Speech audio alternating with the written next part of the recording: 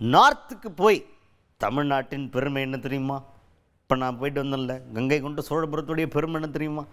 அங்கே இருக்கிற ராஜராஜ சோழன் யார், ராஜேந்திர சோழன் யாருன்னு தெரியுமா அப்படின்னு போயிட்டு நார்த்தில் போய் மோடி அவர்கள் நாங்கள் போயிட்டு ஒரு விழா நடத்திட்டு வந்திருக்கேன் அப்படின்னு நார்த்தில் போய் சொல்கிறாருன்னு வச்சுக்கோங்க. என்ன நடக்கும்? பத்துக்கிட்டு எரியும். சோசியல் மீடியாவில் நியூஸ் பத்துக்கிட்டு எரியும்னா அந்த மாதிரி பரபரப்பான செய்தியாக மாறிடும்ல. அந்த மாதிரி ஒரு கேள்வி கேட்குறாரு ஒருத்தர், நார்த் இந்தியாவில் போய் இந்த செய்தியை சொல்லுவீங்களா அப்படின்னு. யார் அவர்? தமிழ்நாடு காங்கிரஸ் கமிட்டியின் தலைவர் செல்வ பெருந்தகை அவர்கள். அவர் தான். இப்போ என்னென்னா, மோடி அவர்கள் இங்கே வந்திருக்காரு, தமிழர்கள் பற்றி பெருமையாக பேசுகிறாரு, ராஜேந்திர சோழன், ராஜராஜ சோழன் இவங்களை பற்றிலாம் ரொம்ப அழகாக பேசியிருந்தார், திருவள்ளூர் பற்றி பெருமையாக பேசியிருக்கார். இப்படி ஏகப்பட்ட விஷயங்கள் தமிழுக்கு ரொம்ப முக்கியத்துவம் கொடுத்து மரியாதை கொடுத்து பேசியிருக்கார். வரலாறு பற்றி பேசியிருக்காரு, தமிழ்நாடு எவ்வளோ பெரிய பாரம்பரியமான ஒரு பகுதி அப்படிங்கிறத பற்றி பேசியிருக்காரு. இப்படிலாம் இருக்கும்போது மோடி அவர்களுக்கு தமிழ்நாடு மேலே ஒரு தனி அக்கறை இருக்குயா. வந்தாருனாவே பொழக்கிறாருயா. நம்ம ஆளுகளுக்கு தெரியாத வரலாறு கூட ஃபிங்கர் டிப்ஸில் வச்சு பேசுகிறாருயா. ஐயா அவரை போய் நீங்கள் தமிழ்நாட்டுக்கு துரோகம் பண்ணுறாருன்னு சொல்கிறீங்களே, என்னங்க நீங்கள் அப்படின்னு ஒரு மைண்ட் செட் இருக்குங்களே. அந்த மாதிரி மைண்ட் செட்டில் இருக்க கேள்வியை செல்வ பெருந்தகை அவர்கள்ட்ட கேட்டாங்க. முதல்ல ராஜேந்திர சோழனுக்கு விழா எடுத்திருக்கிறோம், சிலை வைத்திருக்கணும். அவர் வட மாநிலங்களில் போய் சொல்லணும். கங்கை கொண்ட சோழன் சொல்றாங்க. கங்கை கொண்ட சோழபுரத்தில் கங்கையிலிருந்து நீரை எடுத்து அங்கே பெருவுடையாருக்கு அபிஷேகம் செய்தார் என்று வரலாற்று கல்வெட்டுகள் சொல்லுகின்றன. கங்கை கொண்ட சோழபுரம், கங்கை கொண்ட சோழன் எதற்கு எப்படி அவருக்கு பெயர் வந்தது? கங்கையை வென்றான், கங்கையை தோல்வியடைய செய்தான், அப்படி என்னும் ஒரு வரலாறு இருக்கு. வட மாநிலங்களை வென்றெடுத்த ராஜேந்திர சோழனுக்கு விழா, இதை இவர் வட மாநிலங்களில் சொல்லுவாரா? அதுக்கடுத்துதா பட்ஜெட் தமிழ்நாட்டுக்கு எவ்வளோ ஒதுக்கியிருக்காங்க அப்படின்ற கணக்குப்படி மோடி அவர்கள் ஒரு அமௌண்ட் சொல்கிறாராம், அமித்ஷா அவர்கள் ஒரு அமௌண்ட் சொல்லியிருக்கார். அதுபோக இங்கே இருக்கிற ஒன்றிய இணையமைச்சர் எல்முருகன் அவர்கள் ஒரு அமௌண்ட் சொல்கிறார். இதில் எல்முருகன் அவர்கள் தான் ஹைலைட். 11 வருஷத்தில் 12 லட்சம் கோடி அள்ளி கொடுத்துட்டார் தமிழ்நாட்டுக்கு அப்படின்ற மாதிரி போகிற போக்கில் ஒன்று. அதுக்கப்புறம் அமித்ஷா அவர்கள் 6 கோடி சம்திங் கொடுத்துருக்காரு அப்படின்னு சொல்கிறாங்க. மோடி அவர் 3 லட்சம் கோடி.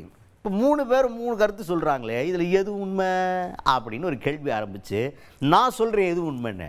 பாஜக ஒன்றுமே பண்ணலைங்கிறதா உண்மை அப்படின்னு போட்டு உடைச்சிருக்காரு செல்வ பெருந்தகை அவர்கள். நேற்றுக்கு அரசு நிகழ்ச்சியில் சொல்லியிருக்கார்,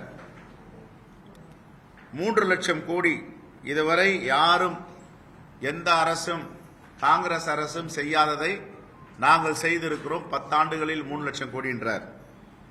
அவருடைய உள்துறை அமைச்சர் அமித்ஷா சொல்றார், நாங்கள் இது வரைக்கும் 10 ஆண்டுகள்ல 1,53,000 கோடி கொடுத்திருக்கோம், காங்கிரஸ் ஆட்சியில் கொடுத்திருக்காங்க, நாங்க 6,80,000 கோடி கொடுத்திருக்கோன்றார். இவர் சொல்றது 3 லட்சம் கோடி, அமித்ஷா சொல்றது 6,80,000 கோடி. இங்க ஒரு அமைச்சர் இருக்கார், அந்த அமைச்சர் சொல்றார் முருகன், அவர் என்ன சொல்றாருன்னா 11 ஆண்டுகள் 12 லட்சம் கோடின்றார். இதெல்லாம் ஒப்பிட்டு இன்னைக்கு ஆங்கில பத்திரிகை எல்லாம் வந்திருக்கு. இது எது உண்மை? பிரதமர் சொல்றாரு 3 லட்சம் கோடின்றார், ஒன்றிய அமைச்சர் முருகன் சொல்றாரு 12 லட்சம் கோடின்றார், உள்துறை அமைச்சர் சொல்றாரு 6,80,000 கோடி. இது யார் சொல்வது உண்மை? நாங்க சொல்றோம் உண்மையை. காங்கிரஸ் அரசு செய்தது போல் தமிழ்நாட்டிற்கு நிதி ஒதுக்கீடும் திட்டங்களும் 10 ஆண்டுகளில் 11 ஆண்டுகளில் பாஜக செய்யவில்லை. இப்போ இவங்களுடைய ஆட்சியில நாம 32 விழுக்காடு இருந்து 42 விழுக்காடா 10% உயர்த்தி கொடுத்த டாக்டர் மன்மோகன் சிங் எங்க, இவர் 2 மடங்கு 3 மடங்கு வரியை உயர்த்தி வாங்கிட்டு 12% குறைச்சிருக்காரு. இப்ப குறிப்பா சொல்லணும்னா நமக்கு கிடைக்க வேண்டிய நேற்றுக்கு முதலமைச்சர் கூட ஒரு கடிதம் விட்டுருக்காரு, 2132 கோடி ரூபாய் சமக்ஷரா சிக்ஷா பள்ளி கல்வித்துறைக்கு கொடுக்க வேண்டிய நிதியை கொடுக்கவில்லை. இதனால் அடுத்த தலைமுறையை உருவாக்குகின்ற பள்ளி கல்வித்துறை முடங்கி போடும் அளவிற்கு இருக்கிறது. இதற்கு என்ன காரணம்? மும்மொழி கொள்கை திட்டத்தில் கையொப்பமிட வேண்டும், புதிய கல்வி கொள்கை திட்டத்தை ஏற்றுக்கொள்ள வேண்டும், அப்படி ஏற்றுக்கொண்டால் நாங்கள் இந்த பணத்தை கொடுக்கிறோம் என்று தர்மேந்திர பிரதான் சவால் விட்டு சொன்னார். ஆனா பாஜக ஆளும் மாநிலங்களில் அதை எடுத்துக்கல, அவங்களே இப்ப எதிர்க்கிறாங்க. மகாராஷ்டிரால பாஜக ஆண்டாலும் எங்களுக்கு மராத்தி தான் தாய்மொழி, இந்தியை ஏற்றுக்கொள்ள மாட்டேன்றாங்க. இப்ப தொடர்ந்து தோல்வியில அறிவிப்பாங்க, தோல்வி அடைவாங்க, திரும்ப பெறுவாங்க தான் பாஜகவுடைய ஆட்சியில் நடக்கிற ஸ்டைல். இப்ப என்ன சொல்றாங்க, எந்த மாநிலங்கள் ஏற்றுக்கொள்ளுகிறதோ ஏற்றுக்கொள்ளட்டும், ஏற்றுக்கொள்ளாத மாநிலங்களை போயிட்டு பிரச்சனை இல்லைன்றாங்க. ஆகையால படுதோல்வி அடைந்திருக்கின்ற 11 ஆண்டுகள் பாஜக ஆட்சியில தமிழ்நாட்டுக்கு வந்து உண்மைக்கு புறம்பான செய்திகளை பிரதமர் சொல்லிவிட்டு சென்றிருக்கிறார். அடுத்ததா திருமாவளவன் அவர்கள் மோடி அவர்கள் கலந்துக்கிட்ட அந்த ஃபங்க்ஷனில் கலந்துக்கிட்டது. இது சாதாரண விஷயமா பார்த்தோம்னா ஒரு கவர்மெண்ட் ஃபங்க்ஷன், அங்கே இருக்க நாடாளுமன்ற உறுப்பினர் அப்படின்ற முறையில் திருமாவளவன் அவர்கள் போய் கலந்துக்கிட்டாரு அப்படின்னு எடுத்துகிட்டு கடந்து போயிடலாம். ஆனால் அதிமுகவை சேர்ந்த முன்னாள் அமைச்சர் ராஜேந்திர பாலாஜி அவர்கள் ஒரு கருத்து சொல்லியிருக்கார். திருமாவளவன் அவர்கள் கலந்துக்கிட்டது ஒரு திருப்பு முனை அப்படின்னு. அந்த திருப்பு முனைன்ற கருத்து தான் இப்போ பெரிய திருப்பு முனையாக போச்சு. இப்படி சொல்கிறாரே, திருப்பு முனையாமல ஒரே மேடையில் மோடி அவர்கள் கலந்துக்கிட்ட நிகழ்ச்சியில் திருமாவளவன் அவர்கள் போய் உட்கார்ந்துட்டு இருக்கிறாரு. அப்போ திமுக கூட்டணியில் ஏதும் பிரச்சனையா அப்படின்ற ஒரு கேள்வியை முன்வைக்கிறாங்க. அதுக்கு செல்வ பெருந்தகை அவர்கள் என்ன சொல்கிறாருன்னா, தூத்துக்குடியில் கூட தான்ப்பா ஃபங்க்ஷன் நடத்தினாங்க, அதில் தூத்துக்குடியுடைய நாடாளுமன்ற உறுப்பினராக இருக்கக்கூடிய கனிமொழி அம்மையார் போய் கலந்துக்கிட்டாங்க அந்த ஃபங்க்ஷனில். அப்போ என்ன சொல்கிறீங்க, எனக்கு புரியலை.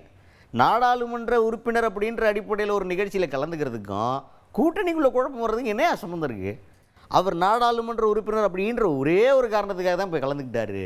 இதுக்கும் கூட்டணிக்குள்ள குழப்பத்துக்கும் காரணமே கிடையாது. எங்கள் கூட்டணி ரொம்ப ஸ்ட்ராங்காக இருக்குது, இதில் எந்த சந்தேகமும் உங்களுக்கு தேவையில்லை அப்படின்னு விளக்கத்தை கொடுத்துருக்காரு செல்வ பெருந்தகை அவர்கள். அவர் அரியலூர்ல நிகழ்ச்சி நடக்குது, அவர் சிதம்பரம் நாடாளுமன்ற உறுப்பினர், அரியலூர் சட்டமன்றமும் சிதம்பரம் நாடாளுமன்றத்தில் இருக்கு. அப்படின்னா தூத்துக்குடியில் நடக்கிறதுக்கு போயிட்டு அம்மையார் கனிமொழி கலந்துட்டாங்க, அதுக்காக திருப்பு முனை ஏற்படும் ராஜேந்திர பாலாஜி சொல்லுவாரா? எந்தெந்த நாடாளுமன்றத்தில் ஒன்றிய அரசுடைய அரசு நிகழ்ச்சி நடக்குதோ அங்க நாடாளுமன்ற உறுப்பினர்களை அழைப்பார்கள். அந்த அழைப்பின் பேரில் தான் விடுதலை சிறுத்தைகளுடைய தலைவர் கலந்திருக்கார்.